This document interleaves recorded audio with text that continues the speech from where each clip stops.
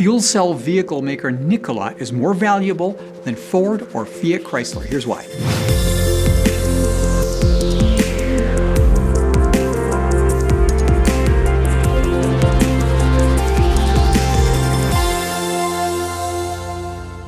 We live in strange times, and I'm not talking about COVID-19.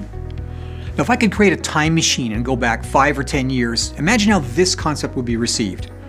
There's a manufacturing company out there with a market cap of over $20 billion. Now, that company makes electric and hydrogen fuel cell powered Class 8 trucks, pickups, and the fuel to power them.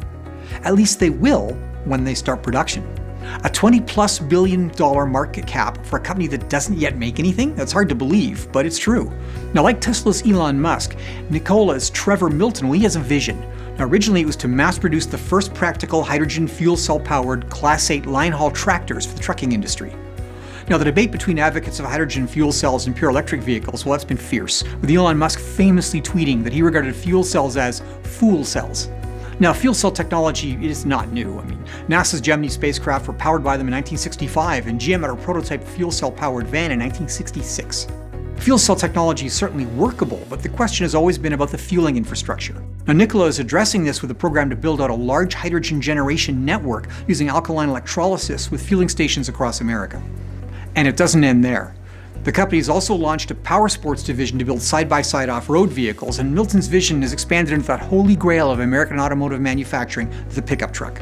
Now, he's identified the Ford F-150 as his target competitor, and as America's best-selling vehicle, I guess if you're going to aim high. Now, Nikola's not yet completed their Arizona manufacturing plant to build any of these vehicles, and in the interim, well, they're pursuing deals with existing truck makers and large automotive OEMs for the pickup market.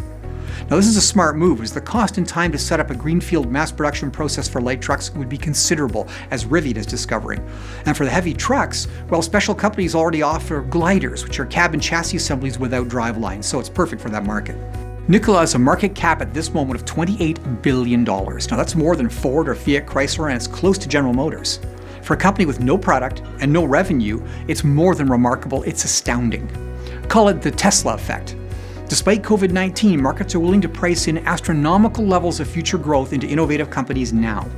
Now, if you're a startup with a great idea, that's great. But to maintain those lofty valuations, the manufacturing, marketing, and market all have to fall into line, and that's the hard part. Now, I hope they pull it off, and in the meantime, watching companies like Nikola and Tesla are pretty good substitutes for Major League Baseball.